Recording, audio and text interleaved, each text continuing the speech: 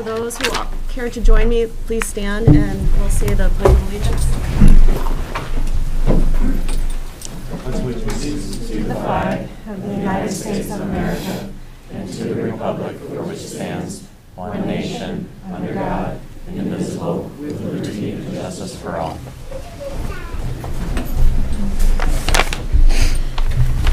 I'd like to note to Betty that everyone is in attendance. Courtney Collins and Karen Bossy.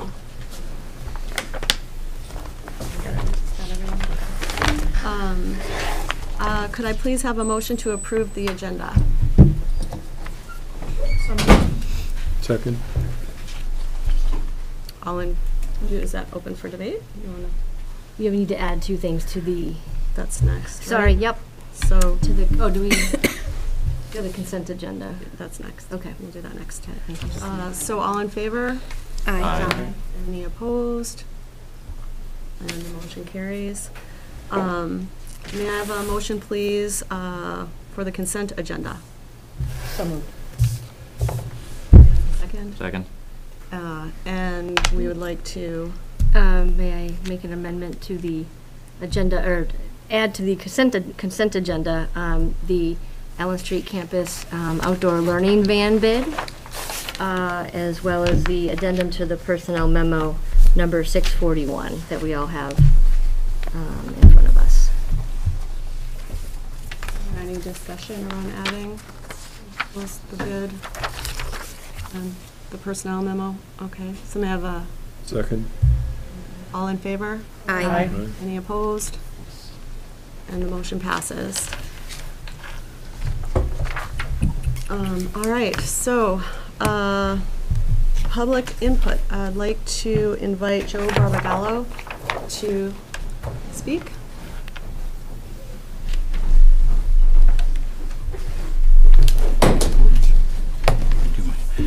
Good evening, everyone. For those of you who don't know me, I'm Joe Barbagallo. I'm on the Board of Aldermen here in Rutland City.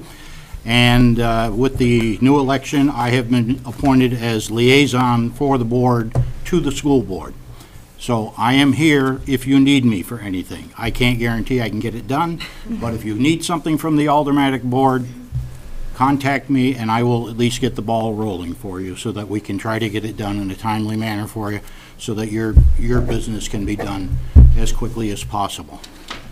I have one other thing I would like to say. I would like to congratulate Vermont Principal of the Year, Christy Colludi, and the Adaptive Physical Education Educator of the Year, Adrian Weld. Rutland is very lucky to have these amazing women as part of our school district, and on behalf of the school, the Aldermanic Board, we'd like to congratulate both of them. So I am here. If anyone has any questions for me, I'll be happy to answer them. Otherwise, I'll get out of your way and let you take up. I will try to attend a meeting once in a while. I can't guarantee I'm going to get here very often. I'm on 8 committees of my own with the aldermen, so nights are kind of full most days, but I will try to attend. So, thanks for coming. Any Joe. questions? Yeah. Very good. Thank you. Thank you, Thank Joe. you. Thank you, Joe, and thank you for all that you do. You're welcome. And Amy Bedard. Is Amy here?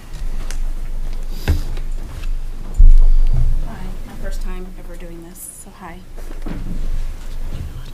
I'm going to read off my phone if that's okay. Okay, thank you. Okay, good evening. Thank you for letting me speak tonight and allowing my concerns to be heard. My name is Amy Bedard. My son is a 7th grader at Rutland Middle School. Given the recent threat of violence made by a 7th grade student to his peers, I feel that there was an obvious lack of communication and urgency done by administration. The school administration did not let staff or parents know, parents of Rutland Middle Schoolers know about the incident as soon as it was brought to their attention. The threat was brought to their attention on Wednesday, March 29th, and we as parents were not made aware until Thursday, April 6th. So that student was allowed in school for 6 to 7 days. Because of this, parents are questioning why we were not made aware of the situation. We as parents also feel like we have lost control of the decision as to whether our students are safe or not. There has been much trust lost between administration and parents. I've learned that transparency breeds trust, and we feel left in the dark. There needs to be a better process in place for when those types of events happen, and we as parents should rightfully make the decision as to whether our children are safe. Sorry, I'm nervous. Because we feel like this was swept under the rug, the backlash on administration. Sorry, that's not what I was supposed to say. Oh, the backlash on administration from both parents and staff, I feel like is worse than what it would be if we were all just kept in the loop in the first place. I have many other questions about the protocol that was followed during this process. Was a mental health professional included in the team decision? As far as I know, the final decision was made by Patty Beaumont per our conversation last night. Did the school psychologist or Rutland mental health clinician do a full assessment on the student to deem him not a threat to himself or others? When the school originally heard of the threat that morning on Wednesday, the student was still allowed in classrooms until the afternoon. Was his backpack checked? Was he checked over for weapons? What made it okay for that student to walk amongst his peers for 5 to 6 hours? In my opinion, we need to be more strict on what we allow in our schools. I understand that times have changed and social media has wreaked havoc on our children, but we as adults, whether it's the parents or administration, need to be more vigilant on disciplining students when such situations occur. If we don't, who knows what more students will try to get away with. I would be happy to sit down with any part of administration or the school board and brainstorm ways to try and repair the damaged relationship between parents and administration. Thank you for your time. Thank you for speaking up. Jennifer? First, I'd like to say as a parent, I agree with everything you said. Thank you. And I should have, Amy, I should have asked you at the beginning to state your name and where you live, which is part of protocol for a public meeting. So if you could post after speaking, let us give your full name and where you reside. My name is Amy Bedard. I live in Rutland City. Thank you. And I need to ask you also. Yes, my name is Jennifer Rondinoni. I also live in Rutland City. I'm also here about an issue with administration and an incident that happened at RIS back in January where my daughter was singled out and targeted for not being pro-life, and she was demanded to state her stance on it and then accused of wanting to have babies murdered. Apparently, this does not rise to the level of harassment according to RIS. I've asked for an investigation and I wanted a report. I didn't get either of those things. Instead, this teacher is still being invited to guest teach at RIS, and my daughter feels very unsafe encountering her there on, she's not in my daughter's classroom, but she's there on the campus, she's there in other classrooms, making my daughter feel unsafe. Now added to this, what happened with the situation with another student threatening another. I don't feel safe with my daughter there either. She doesn't feel safe and I don't feel safe. And I'm here to ask the board what they're going to do to help intervene to make sure that parents feel safe sending their children to school, both physically and emotionally. Thank you for your time. Thank you.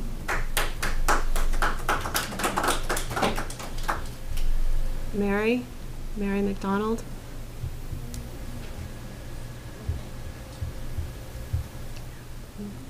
Anyone else?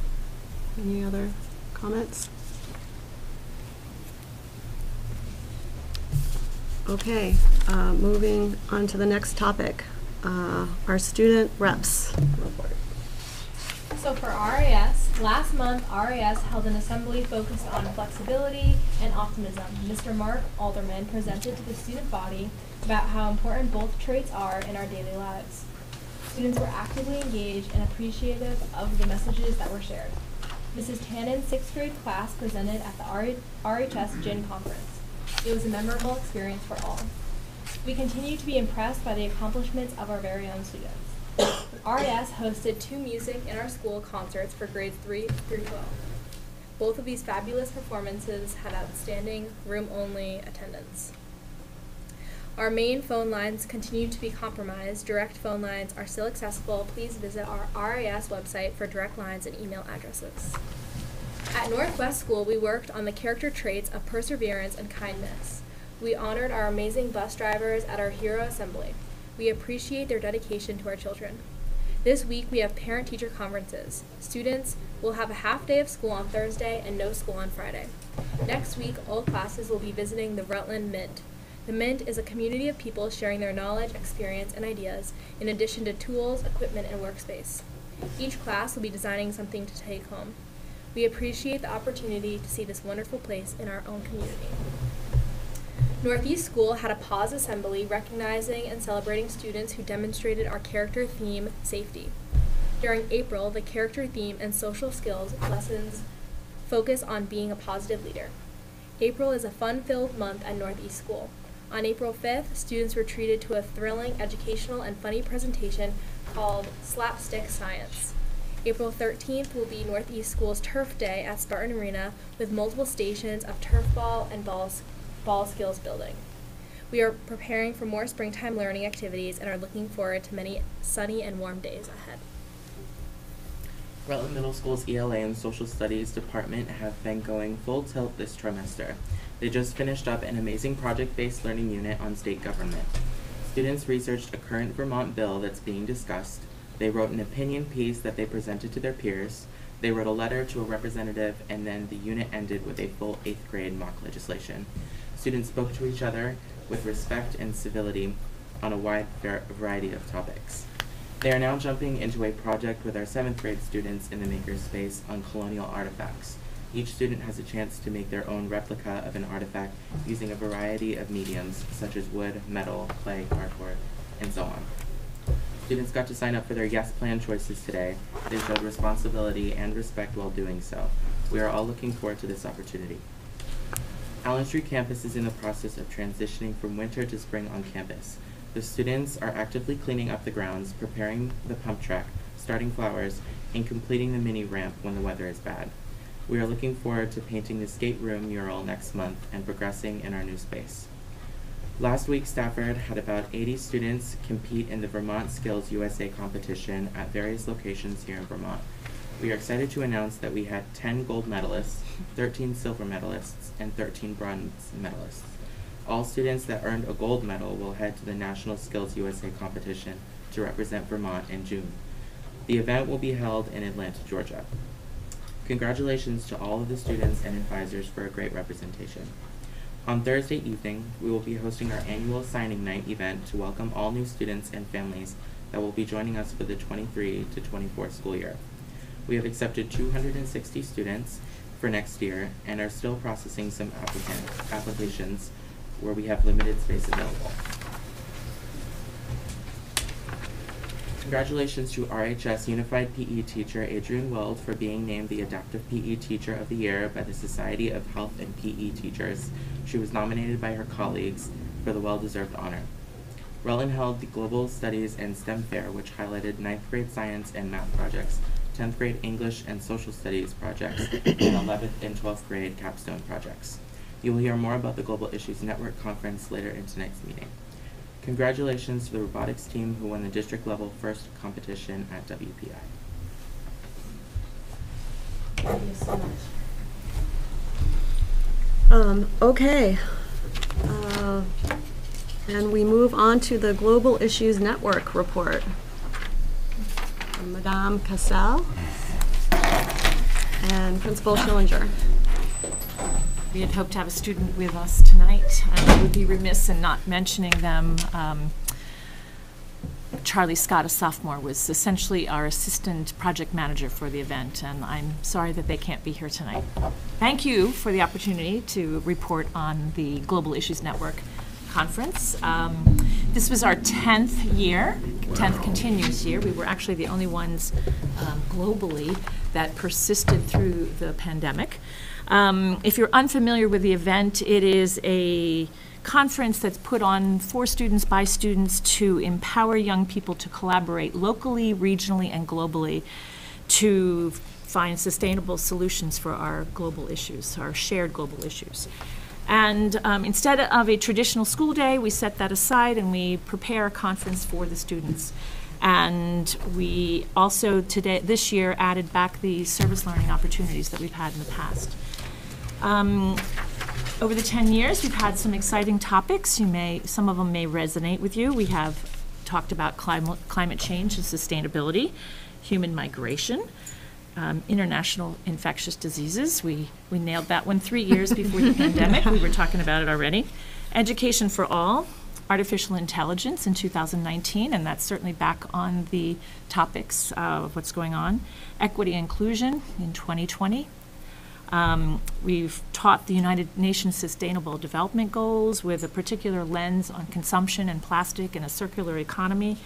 And we've talked about peacekeeping, strengthening and keeping institutions strong and promoting civil dialogue. But this year's topic, and if you aren't sensitive to it yet, you will be, it was about water, our relationship with the world's water. And in order to help us examine that, we invited Public City Works in to talk about our local water. We partnered with Pure Water for the World, which is an NGO which is headquartered in Rutland, Vermont. You heard about the 6th grade class. That was so exciting that they have been doing a global read. It's a book that middle schoolers throughout the world have been reading, and not only did they learn about the water crisis in India, but they had connections with other schools around the country because of the time zone that were also reading it, and so that was really excited. We did a simulation, a diplomatic simulation with freshwater crisis with people who wanted to build a dam and people who wanted to protect wildlife. We decorated rain barrels. The makerspace did some paper circuits around the theme. We've watched a film about your watermark. A school from Calcutta, India, did a remote feed. They're trying to establish a relationship with us, and not only it was a phenomenal presentation, which really kind of gives us a glimpse of what's going on in education around the world, but they talked about their relationship with water in India. We had 9 capstone presentations, one of which was our Lauren Salamano, who is your rep, our board rep, 5 faculty presentations, a lot of experts from outside, a delicious vegetarian meal, which highlighted the carbon footprint of our diets, a global action fair with 14 booths from RHS clubs and local agencies, the band, the chorus, the choir, the IT department, and it was really amazing. And we're happy to celebrate this 10th year, which aligns really well with both our mission statement and your aspirational goals of Project Portrait of a Graduate. Fostering and exhibiting empathy, collaboration, communication skills, critical thinking. So there it is. I know you have a full program tonight, but if you have any questions, we're here. I was at the opening for it because my kid was in the choir, and they coerced me into sitting with the choir, so I was like immersed in all the kids. But the speaker that you had was great. I don't remember her name. Maria and several family names that kept stringing through. She's the in-country expert in Honduras for providing access to clean water through Pure Water for the World. She was great. She did a great presentation at the beginning, and a couple times she tried to get the kids, because she had a room full of high schoolers, and she was trying to get them involved in the conversation, and at one point I thought for sure she had lost the crowd. I was sitting back there like, oh, nope, she lost them. But she brought them right back in, and she had them all involved, and they were all sitting there counting, how many bathrooms do we have in this? And how many, and it was really cool. It was very interesting to watch how she engaged with the kids and how the kids were really interested in what was going on around them. So I was very impressed with how engaged the kids really seemed at that, because sometimes you do that and you wonder if the kids are really checked in, but they were. All the kids were really engaged, and it was cool. It was cool to watch, so thank you. I hope that you continue to support performance project-based learning like this in the future. I would like to commend you for 10 years of work well done. Yes. And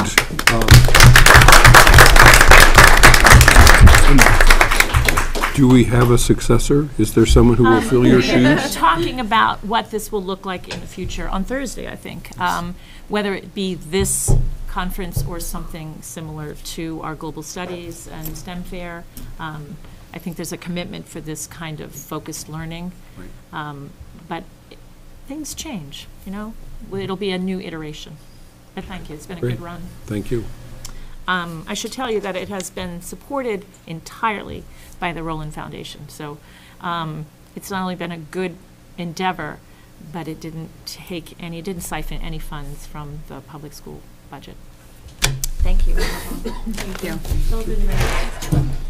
I just was going to say the same thing Kevin said. Marcia, thank you. 10 years in a row is amazing. Yeah. And it's Awesome. all because of your leadership and the hard work that It was a goes fun in. project. Yeah. Thank you very much. Thank you.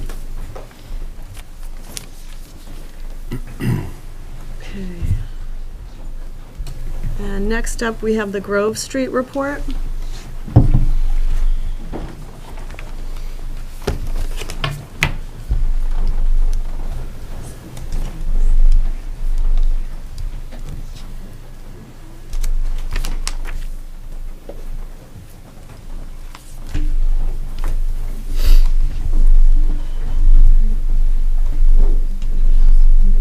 Hi, I'm Carolyn Ravenna. I am the team leader at Grove Street Campus, and I have with me Lori Bullock, one of my colleagues, Abby Whiting, one of our students, and Conrad Turk, another colleague at Grove Street Campus. Good evening. Since there are new Board of School Commissioners, we want to begin tonight's presentation with a brief description of Grove Street Campus, and we will conclude with a speech from a current graduate. Grove Street Campus is currently in its 34th year of operation. We started as a storefront in Merchants Row in 1989 and are proud to this day we continue to provide Rutland High School students with a flexible path toward graduation. Our program is based on 3 beliefs. 1, all students can learn if provided with the right educational environment. 2, every student should have the opportunity to learn and to achieve a quality of life they desire based on their educational effort and achievements. And 3, all students in our community's best interest should earn a high school diploma. We have remained a viable option for students over the past 34 years by staying true to what makes us unique: an individualized approach to education, clear rules and guidelines, and a personal connection. Features central to our success are school culture, organizational structure, curriculum and instruction, and links to other programs and services.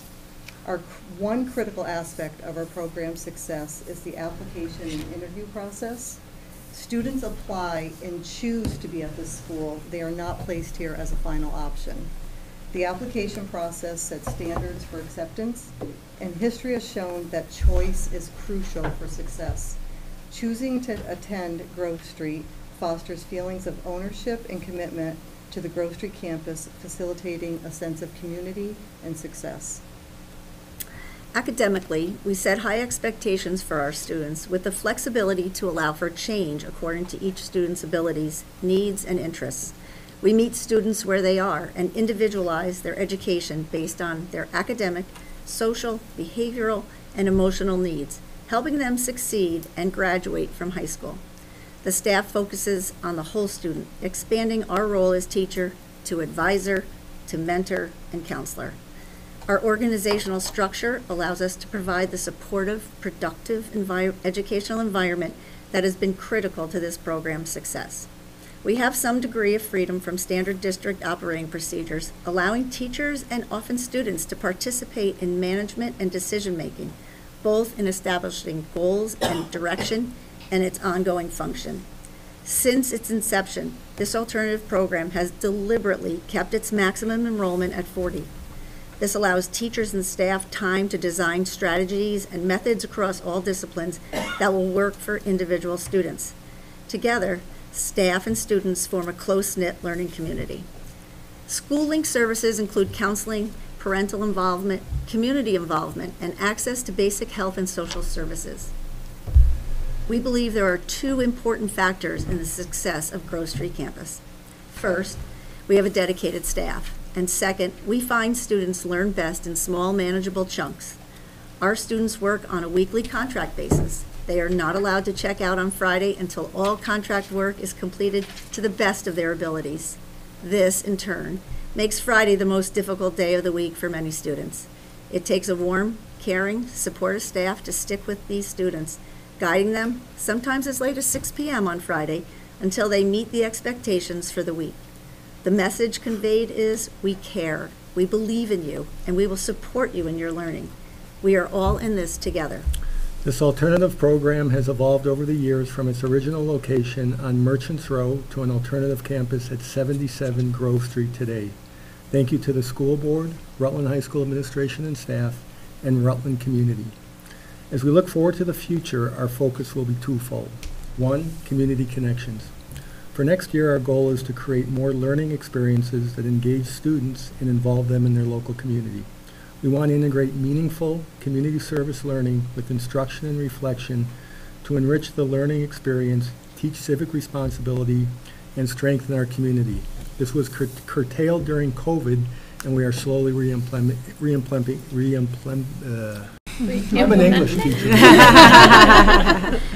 Revising it. Assess program effectiveness. A postgraduate survey was developed over 10 years ago to assess the effectiveness of Grove Street campus.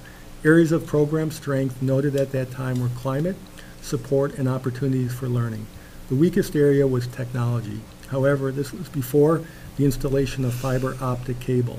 Our goal is to make the necessary survey revisions, distribute, analyze results, and adjust accordingly. 9 students completed their RHS graduation requirements in January. At the ceremony, graduate Carly Thomas gave a speech that we feel best sums up Grove Street campus.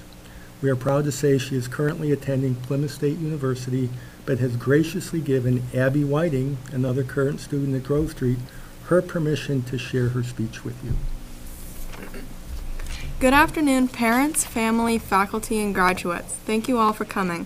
My name is Carly Thomas, and I'd like to start this speech with a passage from a poem by Robert Frost. It's called The Road Not Taken. I shall be telling this with a sigh, somewhere ages and ages hence. 2 roads diverged in a wood, and I took the one less traveled by, and that has made all the difference. When I look around the room at my fellow classmates, I can see the tiny children they once were, some being bullied for being different. I see the middle schoolers who struggled to fit in and got bullied for not being smart enough. I see the young freshmen and sophomores we once were who struggled to get good grades, be confident, make friends, and survive a global pandemic. But as I look at my fellow classmates today, I can also see young adults.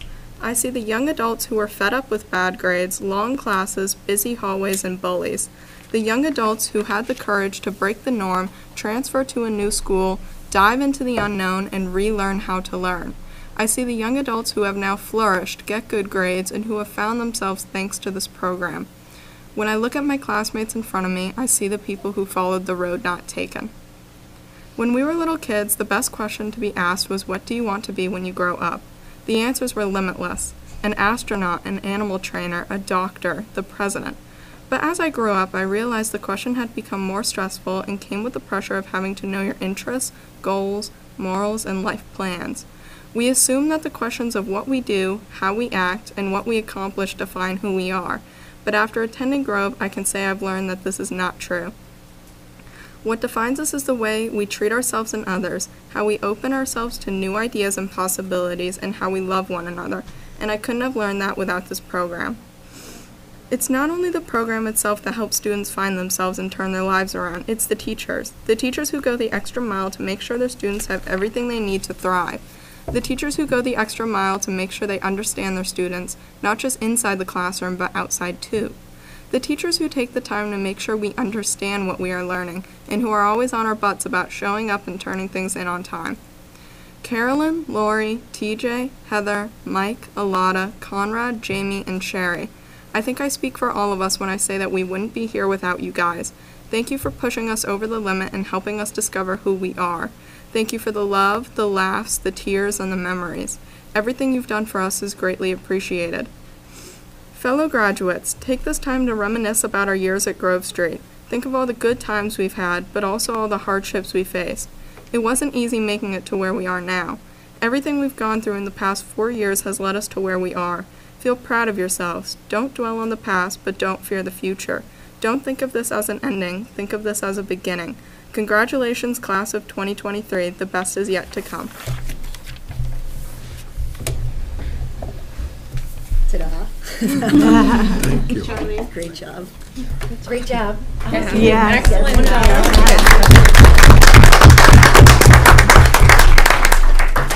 It's been a few years now since I have, and I took a tour when I first came on the board. They took us to see the place. I had this soft spot for Grove Street. That's pretty cool. When I went there, the students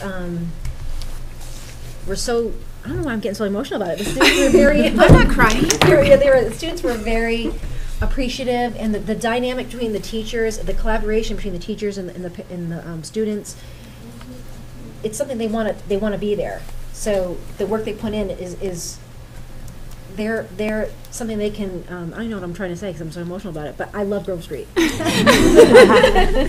you. Question. It sounds like such an amazing asset to so many students and our community. I'm just curious, what age brackets or grades attend Grove Street? So we have some students, sophomores. It was originally for juniors and seniors who thought they were going to drop out of school. And so it was a dropout recovery program. Times change, and we have taken some sophomores. I think the biggest thing is, can we get them the credits they need to graduate? So if you're a freshman, it's going to be 4 long years at Grove Street. It's not really what it's intended for. We seem to get a lot of second semester sophomores. They may apply in their freshman year, and we say, we need to see you go to school a little more in the fall, stick with it, stay in school, and you will be able to come here in January. So Nice. We had 9 kids graduate, but we took in 13. Wow, that's amazing. Thank you. You're welcome. If you do have an opportunity to speak to this lady who wrote that, I thought it was excellent. She did a very good job capturing the experience. And I feel that the gal who read for her did an excellent job. Kind of like I would have thought maybe you would co-authored it with her. You know, very Thank you. strong and yeah, Well done. very good. Thank you. And if any of you want to come and tour the building, feel free. Ryan was down there last week, a couple Sure weeks was. ago. Yeah. Nice. It was Take a amazing. tour if you haven't been, and it's truly an amazing space. Yeah. And if anybody would like a copy of what we read, I can email it to you, so you can let Betty know, maybe. I see Betty in the corner. Let somebody know, and we'll get this to you. We also have a brochure, program brochure. We left them in the back of the room with Jen Wigmore, and so if anybody wants one after, please feel free to take them. Thank you. Great, thank you. Thank you so much.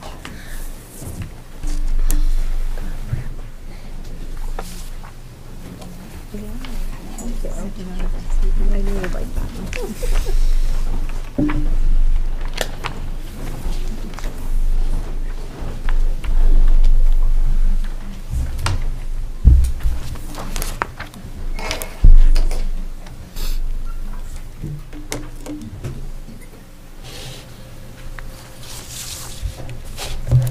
Now we have the fine arts report.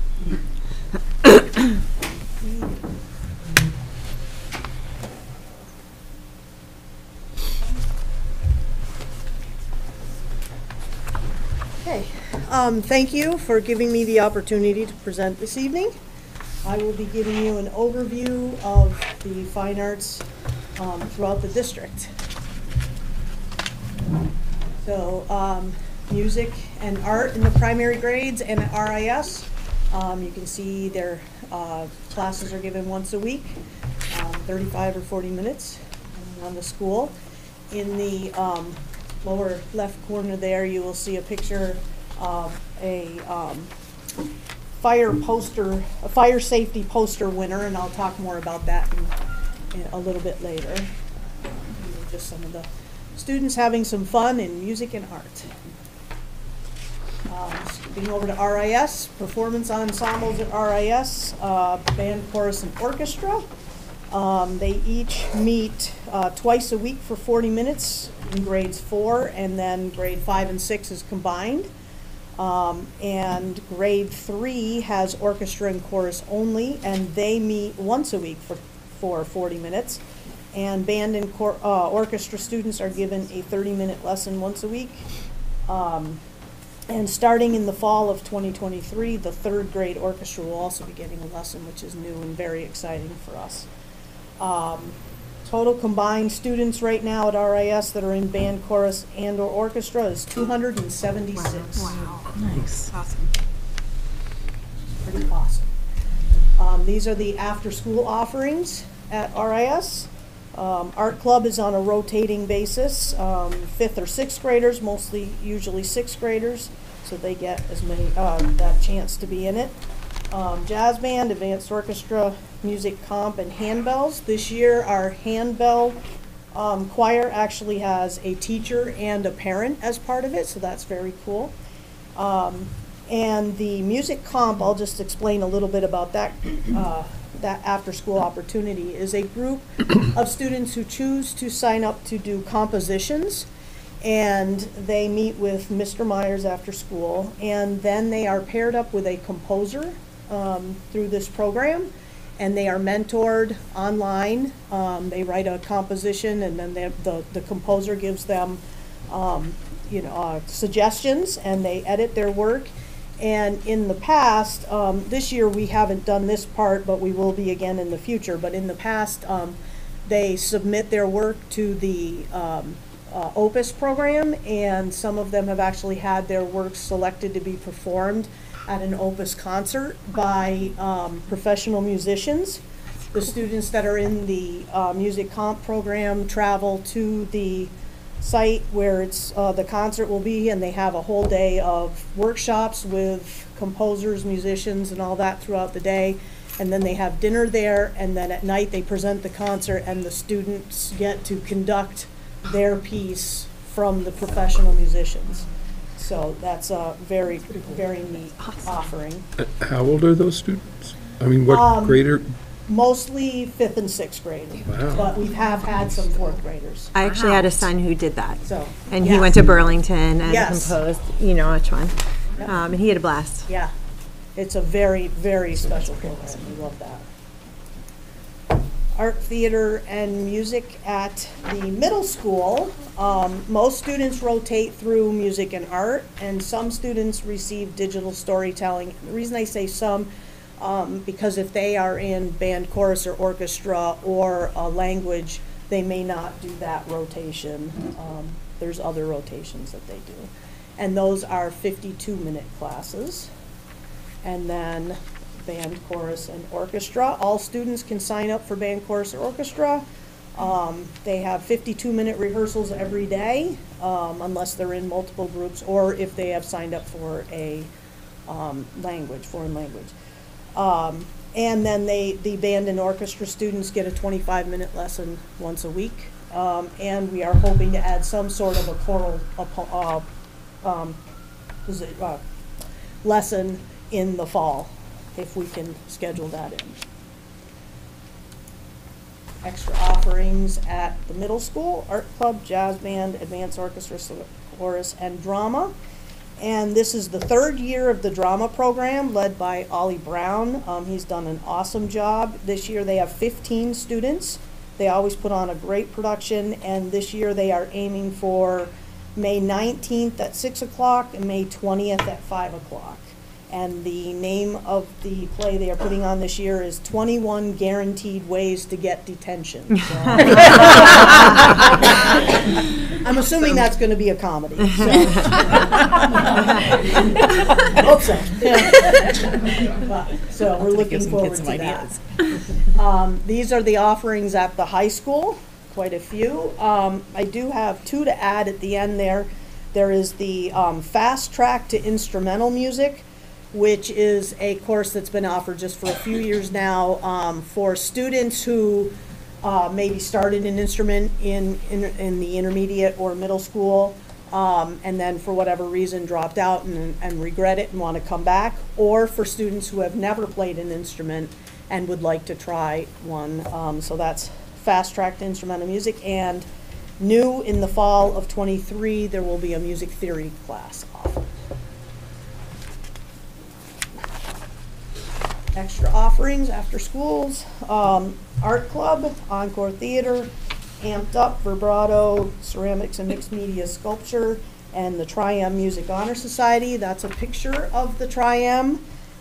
This is one of the biggest groups I can ever remember for Tri-M. They have 27 members this year, so yeah, it's a good-sized group. Amped Up is the auditioned a cappella group that competes, and this year they were quarterfinalists, and one student was nominated as a best soloist at those quarterfinals. Some honors and awards. District Music Festival this year in grades 6 through 12, we had 46 students participate. At the All-State Music Festival next month in May, we have 9 students participating.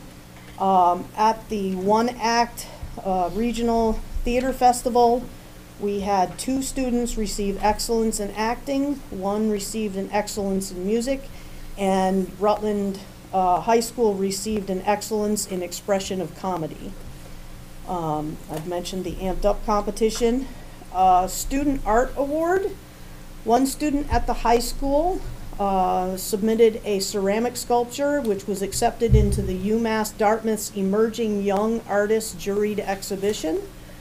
600 students throughout New England applied, only 120 were accepted, and this was one of only 2 students from Vermont. Wow. And I will show you the piece in the next slide. As I mentioned earlier, the fire safety poster winners. This is for RIS grade 3. Every year we have some winners. This year we had 7. There were 3 first place winners and 4 honorable mentions. And those students get a trip to the State House. And that picture was with one of the State House representatives, or the fire representatives. Some community service work that we do. Soup Bowls for Hunger, 2 days from now, April 13th. 250 soup bowls, most done by students. The Halloween parade, the tree lighting ceremony, Memorial Day, and Loyalty Day coming up. And the piece on the right there is the one that was submitted to the Dartmouth exhibition.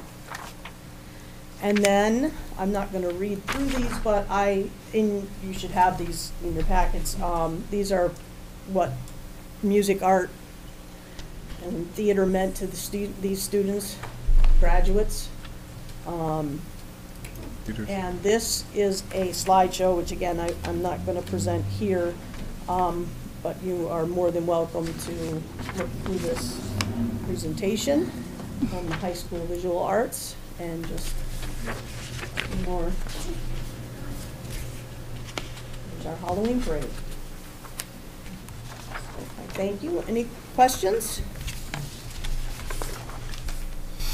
Thank you. I have to say something because my kid's senior and they're graduating and it's my baby, so I'm just going to keep talking about music. I went to the, oh gosh, I can't think of the name of it. It was the celebration where all the schools performed at the auditorium. Yeah, music in our schools. Thank you. And I have sat through a lot of school choirs from all ages, and that 4th grade group was, my mouth was open the whole time. I could not believe they were chaotic cats until the music started, and then they were standing where they were supposed to stand. They knew the music. They weren't looking at their music, and it wasn't Hot Cross Buns. It was like some song that's popular, and they knew it. And at one point, they went into like 2-part harmony, and I just was like, what is happening? And every group that went after them was amazing. And I was just so excited because I know that music's had a hard time after COVID, getting kids back into it. And there was new people teaching. That same gentleman was on the piano, who I just love to see him on the piano playing for all our students. But I'm so excited that music is so popular in the younger kids coming up. So it's really cool. It was really cool to watch. So thank you for the update. I can say for the older kids, I have a senior, and she's been doing music since little, and she loves every minute of it. She's in band, she's in the Tri-M, every aspect of it. You have great instructors that keep it alive. When I was in school, I didn't know who's like that so much. Like, Mr. Barnett's just so great, and they just keep it fresh, and they love it. Yeah. There's always a good 80s tune at the band. Yes. They always play something Yes. so. Sadly, mine's a dropout. Employment. Mine is too. It's made a lot of money. Being a dropout. Oh, Bill? Carol, 21 Ways to Get Detention, is that a Paul Simon song?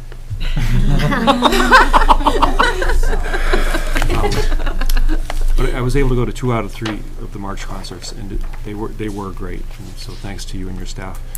And I was thinking about how they were in previous years during the pandemic, and I thought, like you said, Sarah, we're back. Yeah, yeah. The kids are. They sound great. They sound like they're doing much more challenging things that they were doing a couple of years ago when they really couldn't practice at all. So it was really good to see. What was the date of the play again? May, I'm sorry, let me get 19th and 20th. 20th, yes, that's what they're shooting for, so I can't guarantee that, but Okay. I will do my best to send out a reminder when it's time.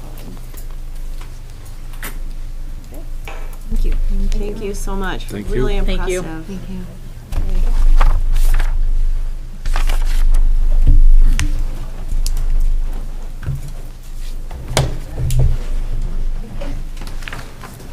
Superintendent report, Bill Okay. Olson. I don't know if there's anything left for me after all that.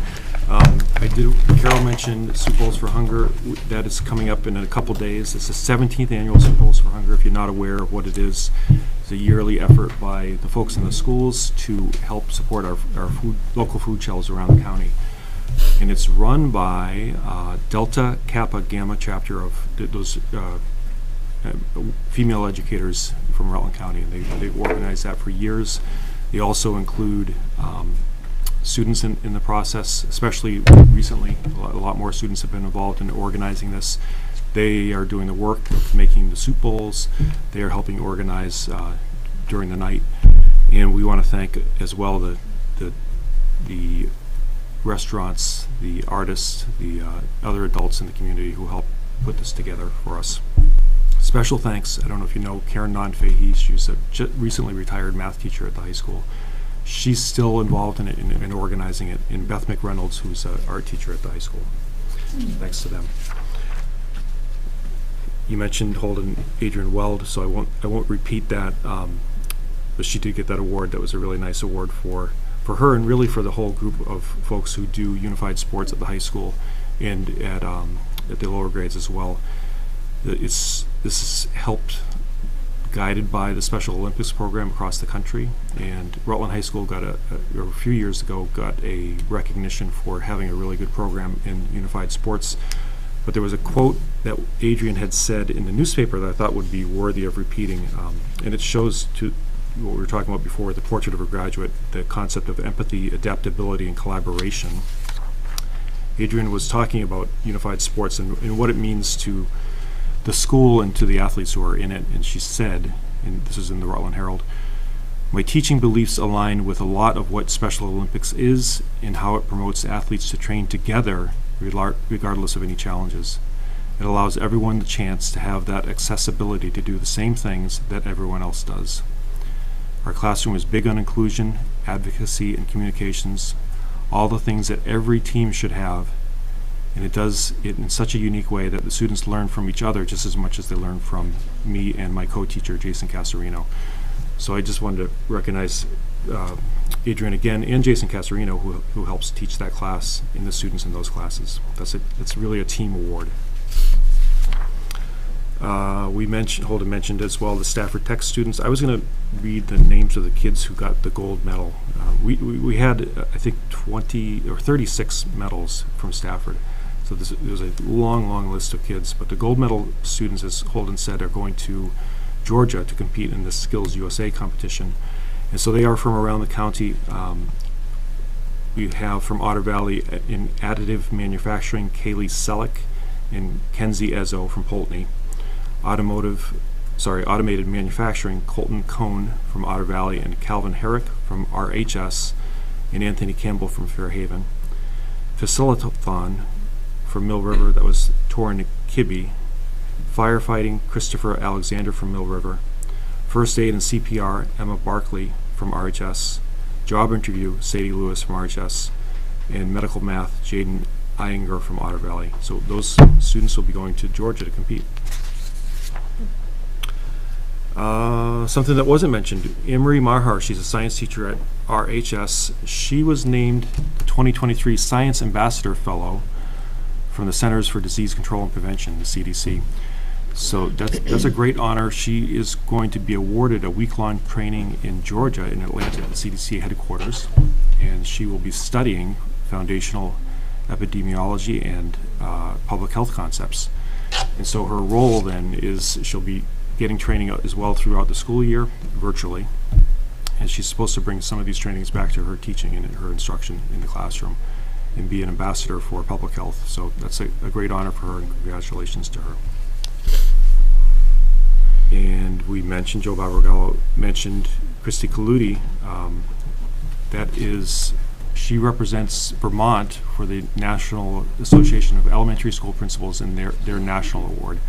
So she's actually competing for that as well. She'll go down to Washington, D.C., and I think it's in September. And there's an award ceremony for her and the other state winners, and then they'll have a national winner. She also gets to participate in some professional development. So I want to make sure the board heard about that. It was in the newspaper. Is she here today? She's here. Oh, there she is.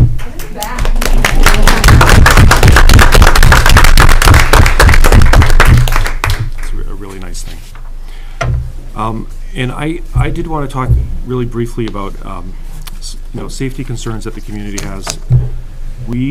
I have to speak generally about these concepts, because if I speak specifically about them, I'm getting into people's confidential personal issues. So I'll just say, when we're talking about safety concerns that we hear about, we're really reliant on the community to give us information.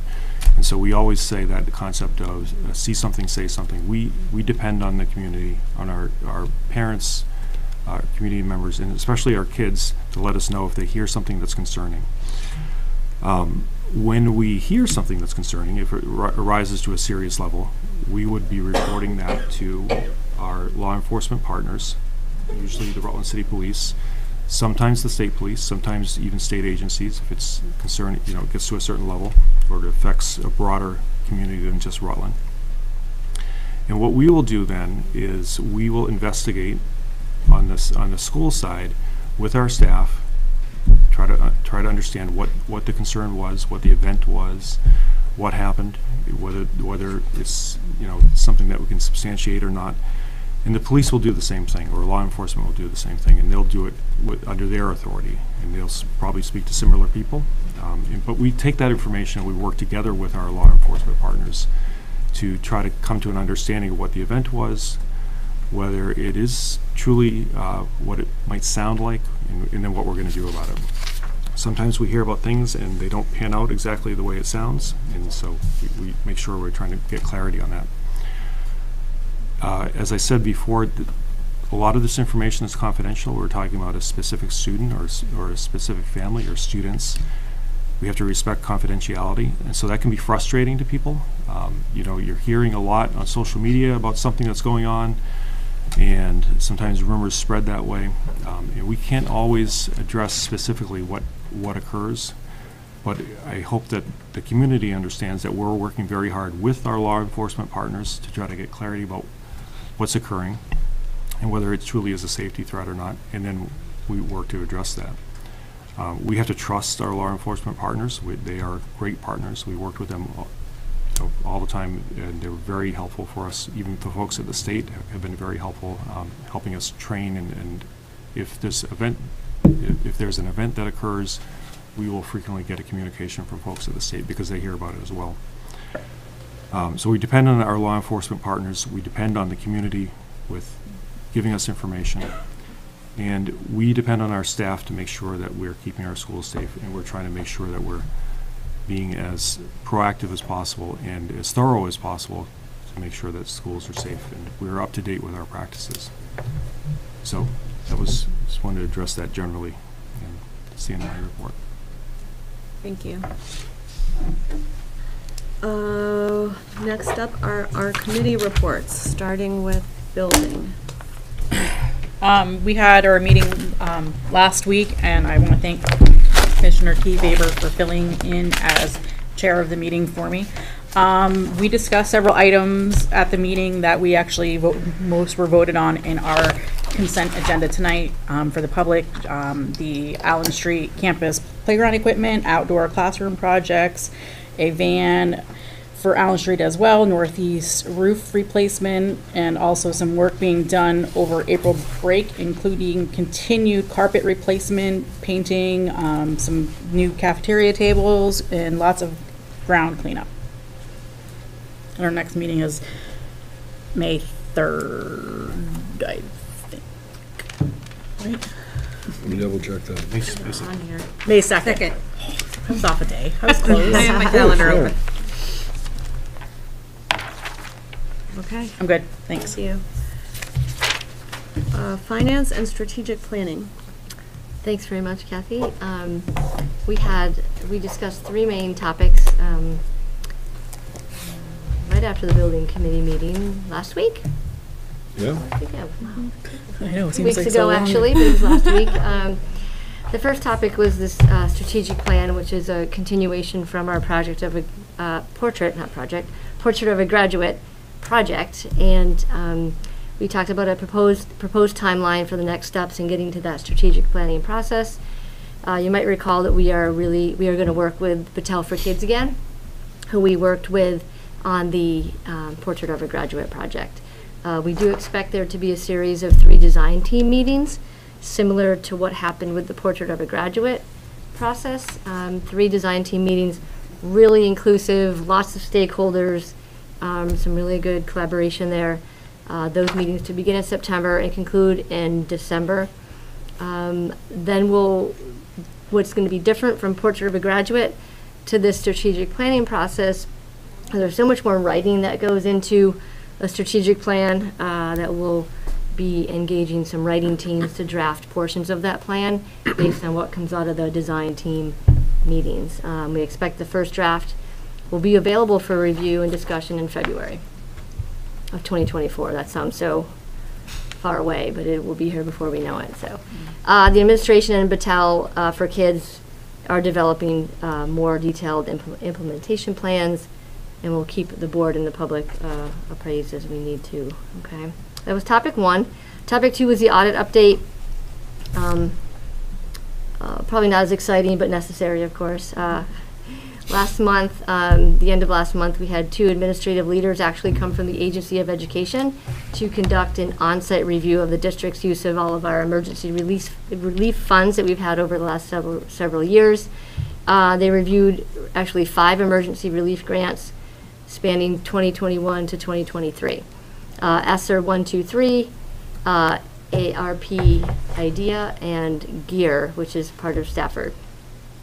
The results were favorable with only a few minor findings, and the Agency of Education will issue us a written report that we'll share, that the committee will then share with the board when that comes our way. The financial statement audits by Sullivan and Powers are going well. The auditors expect to complete certifications of the 2021 financials in early May, and followed by the certification of the fiscal year 2022 financials in early June. The audits have actually taken a little bit longer than we thought they were going to, but it's actually not surprising given that these are the first audits we've have had done by this firm, the new firm. So so far, no significant controls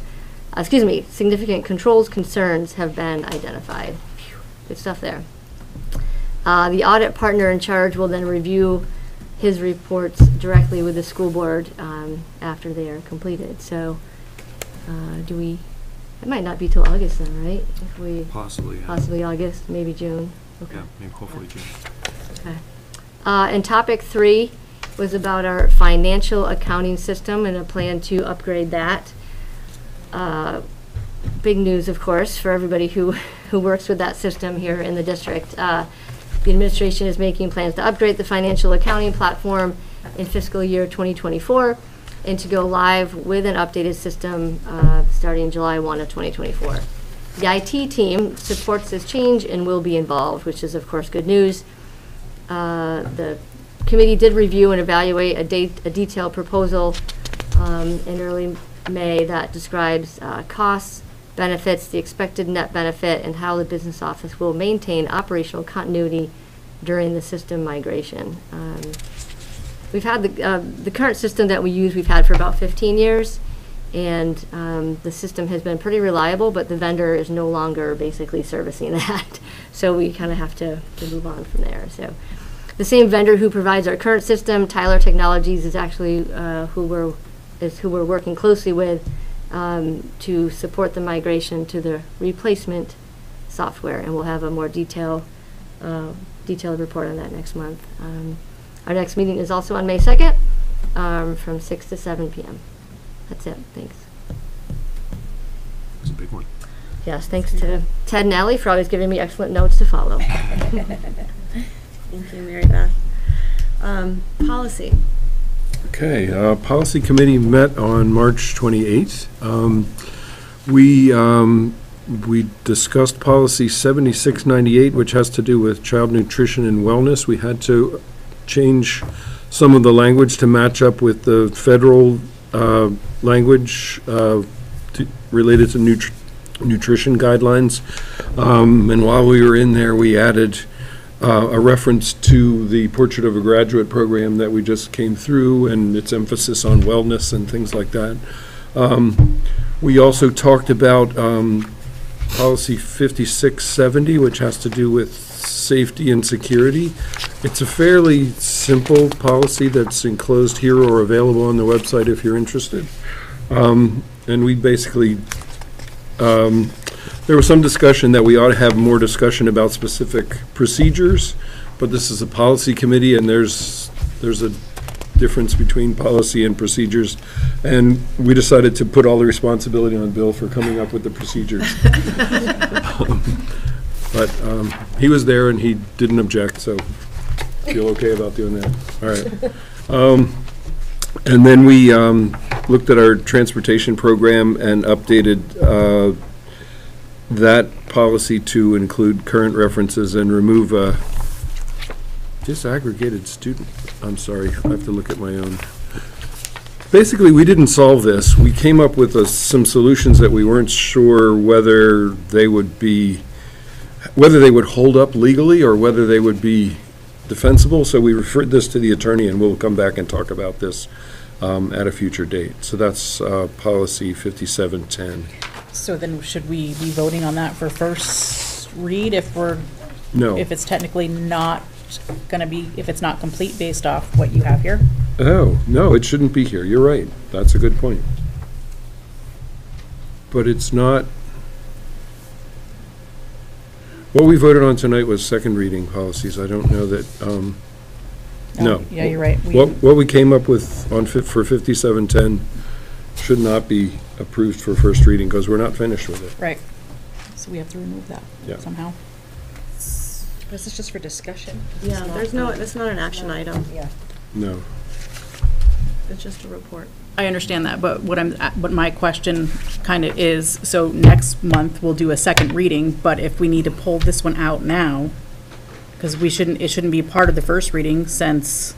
At the policy meeting, the policies that are in first reading are then sent for second reading. So they can be pulled out at the policy meeting.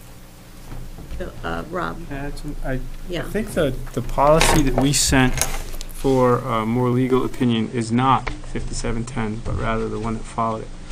What we did in 5710 was to remove the specific reference to transportation for special services students because we transport all students. And the other policy that we were concerned about laid responsibility for all aspects of some part of the school program, whether it was safety, on the feet of the board. Like, the board is responsible for this and accepts all, but this was not that one. This was, we said in this one that the district recognizes and assumes, and not the board itself. But the other one had some more involved language that we were, in fact, wondering more about. And I can get back to you on which one that was. Yep. That one right there. Okay. Disregard what I said then. Okay, That's so still a good we're good? Yep. I stand corrected. It's okay, there was a lively discussion all around. So these are all first reading, ready for second reading at the next meeting. Okay. Kevin, is there anything else? Our next meeting is April 25th. Yes, at 5 o'clock. 25th. No, will that be 2023? Yes. Check. Thank you. So the next item is unfinished business. Do we have any unfinished business? Hearing no unfinished business. Do we have any new business? Any new business? No new business. So we do have a topic for executive session. So Mary Beth? Is that, should we take a break? Take a break. Okay, could I have a motion to have a recess, a 10-minute recess before we? Well, is this the? So moved. Yeah. Oh, second. Sorry. All in favor? Aye. Any opposed? Okay, 7:07.